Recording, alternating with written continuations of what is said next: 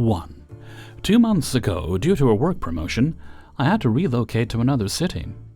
All accommodations were paid for, housing included. The company rents a nice place for me in the vicinity of the branch office.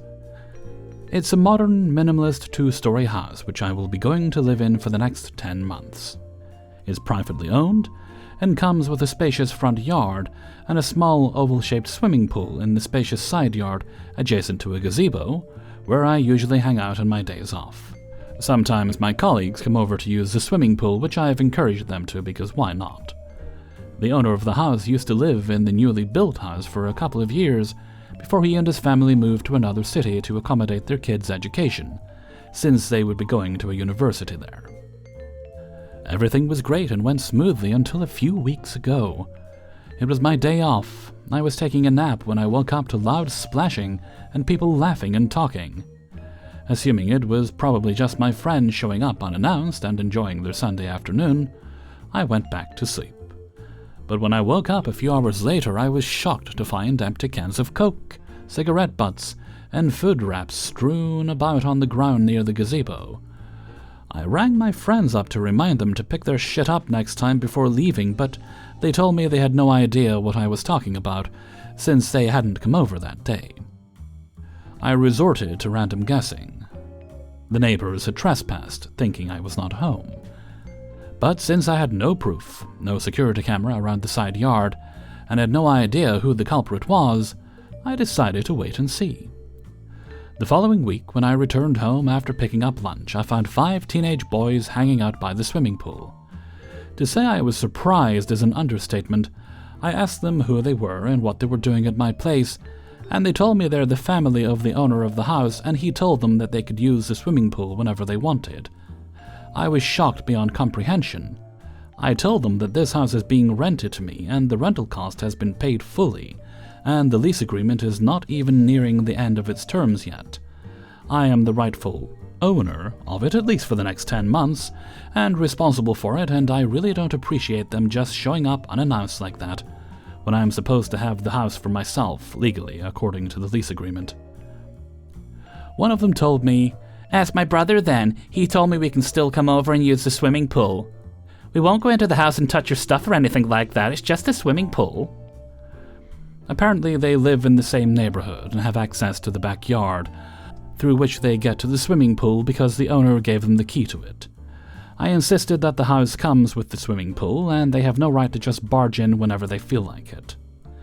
And he insisted I call his brother, which I did later that night after they left. Much to my annoyance, the owner told me that yes, he has given permission to his family to use the swimming pool. I have the house all to myself. Yes, they won't get inside, but they're free to use the swimming pool. Nowhere does it say specifically on the contract that I have full temporary ownership of the swimming pool, or that he or any of his family members is not allowed to use it. Like his brother said earlier, it's just the motherfucking house. I asked him why he didn't mention this to me or my manager before we signed the lease, because if he had, I would have made sure we wouldn't be renting this place. He calmly said he didn't think that would be a problem at all. I was fuming. I rang up my manager and he agreed with me that there's a considerable amount of bull going on there, and he would get someone to contact the owner. All in, there isn't much we can do, so last week, again I went home to find empty plastic cans, cigarette butts, and other trash strewn about across the side yard. This time I didn't bother cleaning up the mess they had left behind, and the more they came over, the more food leftovers and other things they left behind, some of which had accidentally fallen in the pool, contaminating it with grease and dirt. One afternoon the boys showed up again, but since the pool was too dirty to swim in, they started knocking on my back and front door repeatedly, but I ignored them. That night the owner of the house rang me up to ask if I was home, and I said yes. He said great, and told me his brother would be coming over to drain and clean the pool, but he needed to connect the hose to the tap, which is in the back bathroom. Which, you guess, is inside the house. Here comes my second PettyRevenge. I said no. They can have all the pool to themselves, since nowhere does it say in the contract that I have full temporary ownership of the swimming pool, or that he or any of his family members is not allowed to use it.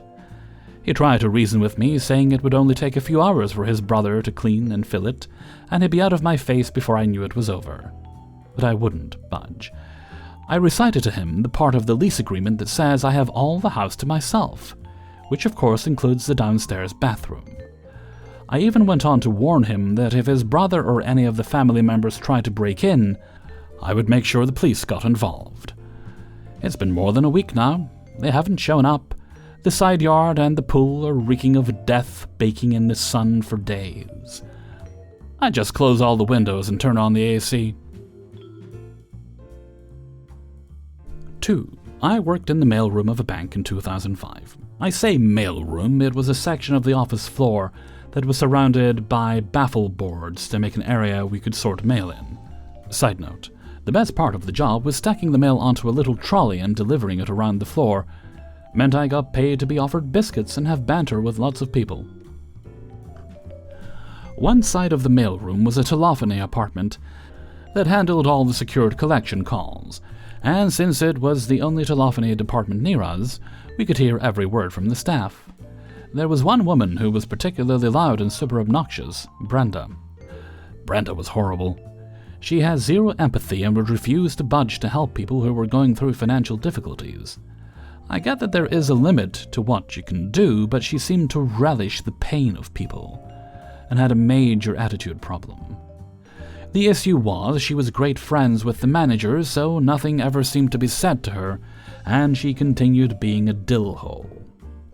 The worst thing about Brenda was what she did between calls. She would laugh at our customers and talk shit about them. You believe that, idiot? Just 'cause your man left you and your kids doesn't mean you don't have to pay your credit card. Boo-hoo! That customer's mum died. She probably died of embarrassment for having such a prick for a son. You get the picture. A garbage human. Now about me. I was a huge Harry Potter nerd. Went to get the books at midnight on release date type person. I also would stay up all night after the release to finish the book before I went to sleep. One day, just after the release of The Half-Blood Prince, which I had finished, Brenda was telling her colleagues how much she was loving the book and she couldn't wait to finish. She wasn't far into it from what she was saying. I emailed my friend who worked in mortgages, who was also a Harry Potter nerd, and thought Brenda was a cock. I explained, and he practically ran to my desk. We waited for her to finish on a call with a customer, then started loudly gushing about how shocked, devastated, and saddened we were when Snape pushed Dumbledore from the astronomy tower. How could Snape murder Dumbledore while Harry was frozen under his invisibility cloak? The wank puffin. She went mental. She came around and glared at us, but there was fuck all else she could do. She still continued being a dick, but I got lots of satisfaction from that encounter.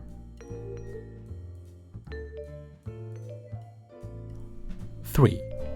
I used to be a firefighter for a volunteer department. The town was small and nothing happened on most days. But I was young and single and I loved the job. I showed up every single time I could. The only person who was there more than me was the chief. As many volunteer firefighters know, when Grandma falls down at 3 a.m., you get 1 or 2 people. But if there's a fire, people you haven't seen in months suddenly have enough time to show up. Anyway, that department was a mess. People were always shit-talking and backstabbing. Training was a joke. You were lucky to get a PowerPoint once a week. Stuff was stolen often. There was once a whole political coup for some reason. Somebody really wanted power in a small-town department in the middle of nowhere. I learned it was best to just stay quiet and do my job, and that was helped when I went to night shifts at my real job. I was working over 12-hour shifts, sometimes 5 or 6 days a week. I still showed up to every run I could, but after 7 years there, I was just done with it all. Everything came to a head when I was scheduled 28 12-hour shifts out of a 30-day month. I was still the second most active member out of 30 people, but I wasn't kissing the appropriate asses, and the management kept trying to get me in trouble. They once threatened to fire me for not turning in some paperwork, and I had to point out that paperwork had been sitting in their mailbox for 3 days. They eventually decided to add a stupid new rule. You were now required to sit at a station for 40 unpaid hours a month. Not doing so could lead to discipline and termination. I didn't bother. I was about 24 shifts into the month, and I did not care about their dumb rule. But I realized that I could make it, so I left work, grabbed a change of clothes, and I went to the department.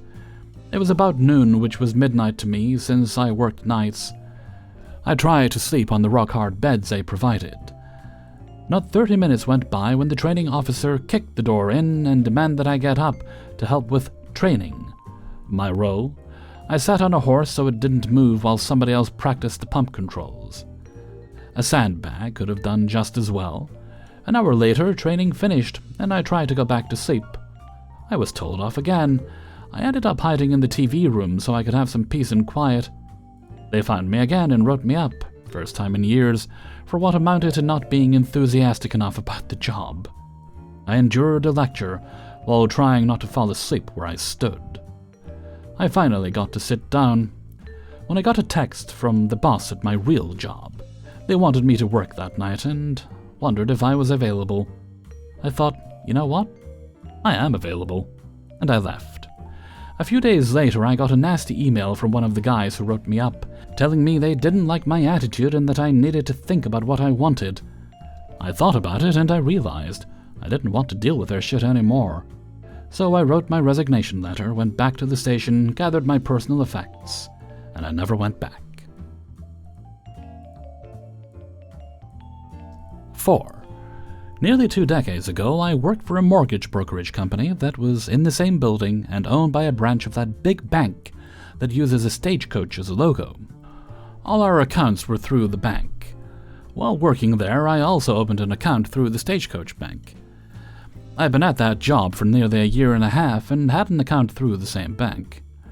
Our GL accounts didn't change and were not overdrafted.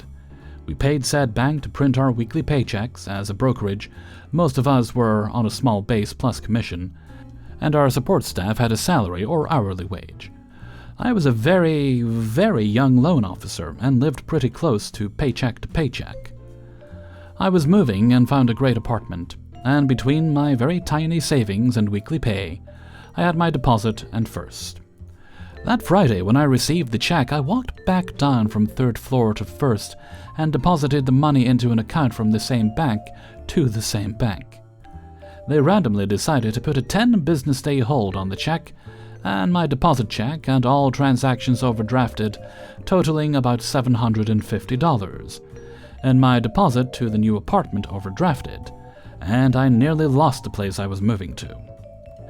They had zero explanation as to why they picked this one check out of over 70 to hold, and why they put through first all large transactions, so that the small $2 would also overdraft, but they did.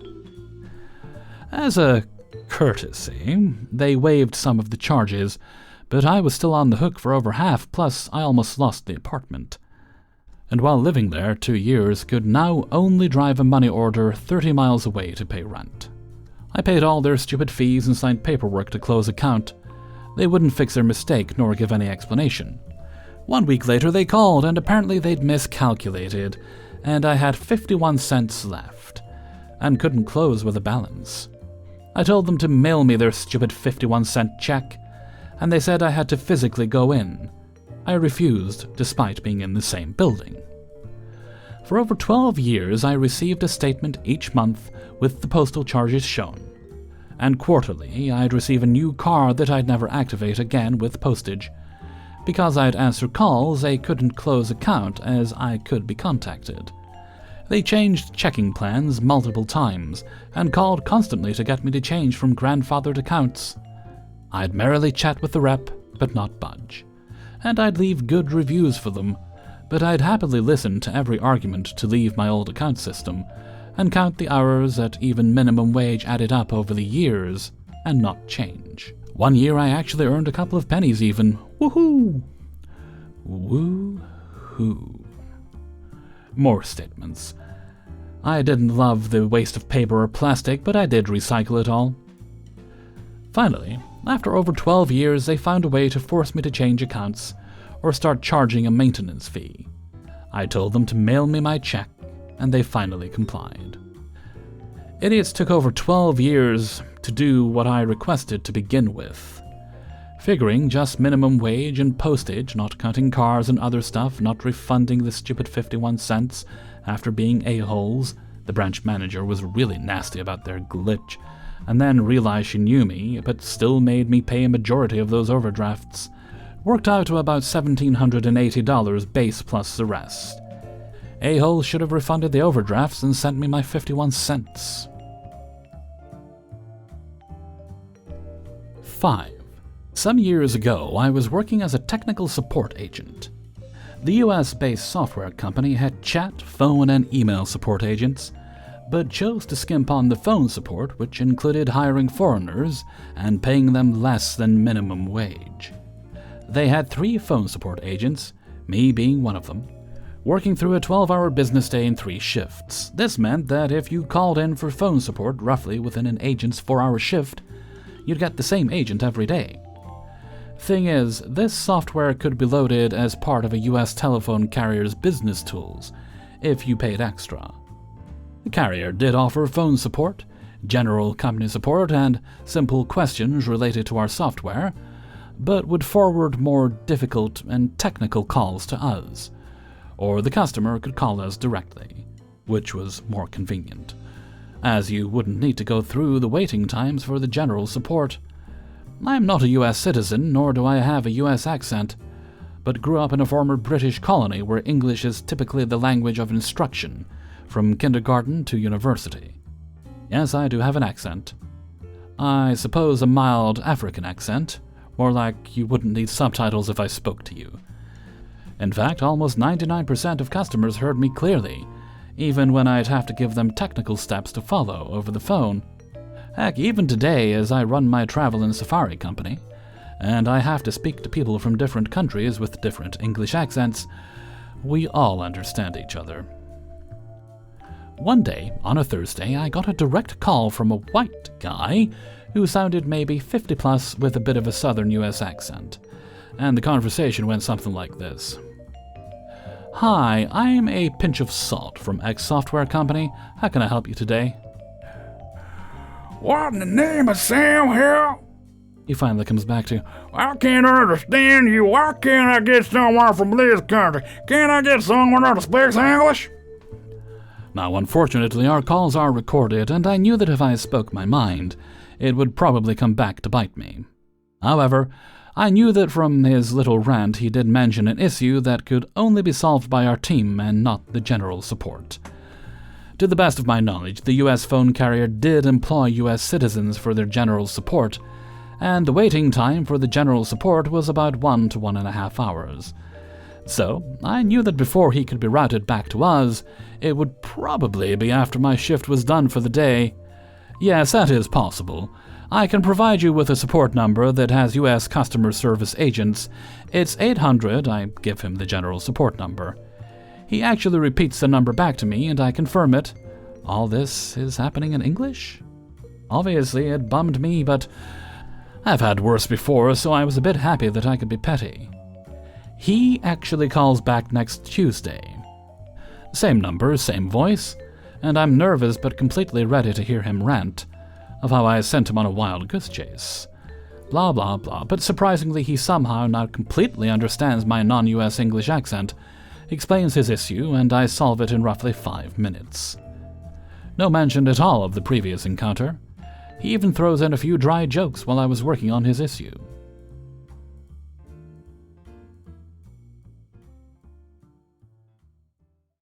Hey everybody, Hellfreezer here, and thank you very much for listening to Revenge is Ice Cream, episode 330. And thank you very much to everybody who allowed me to use their stories in this video. Before you go, do hit the like button. If you'd like early access to the videos and to support the channel, then support me on my Patreon, which is linked in the description. Thank you kindly. You'll also find a link to the Hellfreezer merchandise store. If you like the video, then do leave a tip. Click on that little heart with the $sign in the middle. And while I appreciate this very much, please don't think you ever have to. And if any YouTuber ever does make you feel like you have to, call them a big old farty head, and you tell them I said so. Alright, let's see. No shoutouts today. I think I've got all those done, so let's move right along to Hellfreezer's question of the day. And today's question is: What was the first book of the year you read, and did you enjoy it? I'm currently reading 2. One I'm enjoying, the other... they're both autobiographies. One's by Harvey Firestein. I'm quite enjoying that. It's just so much fun to listen to that voice whisper sweet nothings in your ear. And the other one is Kate Mulgrew's autobiography, and I'm on my second chance of trying to get through it, and I'm not enjoying the experience. Let's just leave it there. Which is disappointing, because it's a biography by a Star Trek person. I love Star Trek. I love Star Trek biographies in particular. But I tried it. I'll likely just kind of force myself to finish listening to it, because I did pay for it. I'm not going to return it. I mean, yeah. After that, I had some credits on my Audible account before I closed it down, so I got some autobiographies. So, Leslie Jordan, Demi Moore, Simon Callow, good actor. Don't know much about his life, so this will be a chance to learn. And did I say Neil Patrick Harris? I think Neil Patrick Harris. Anyway, those are mine. I look forward to reading yours in a comment below. Let's see. Oh yes, answer of the day now. Right. Well, Revenge's Ice Cream episode 229 has not gone live as recording this, so I'll take it from one of the other Revenge videos. Let's say 327. That one's been up for a few days now. And today's answer comes from Annie Northman, 89. And that it was the question was, is a sheet a blanket, or is a blanket always a sheet? It was one of those deep philosophical questions. And their answer is, in a way, it is a blanket, but not enough to keep you warm, unless you use like 10 of them. So a cocoon of blankets. Thank you very much for your answer, Annie. All right, I think we're done for now, so I'm going to head off. I'm going to make more videos, that's what I'm going to do. And there will be toe wiggling and possibly ice cream if I'm done early enough. And with that, I'm going to head off for now. So until next time, thank you very much for listening. And take very good care of yourselves.